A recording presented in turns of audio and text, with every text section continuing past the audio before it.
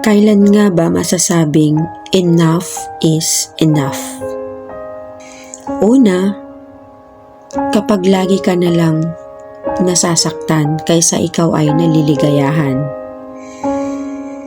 Kapag lagi ka na lang umiiyak kaysa nakangiti sa relasyong yan.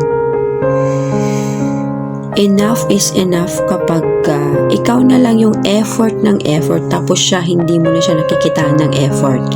Enough is enough kapag gumigising ka sa umaga na ang bigat ng pakiramdam mo na hindi na ito gumagaan, na parang ano na ba ang meron sa ating dalawa? Tama na, tumigil ka na, sukuan mo na siya. You deserve to be happy. You deserve na tuldukan ang isang istorya na hindi na nagde-develop, hindi na umaarangkada. Dahil yung isang karakter sa istoryang ito ay umalis na. Kaya tama na. Itigil mo na. Kasi hindi na ito nag-work. Let it go.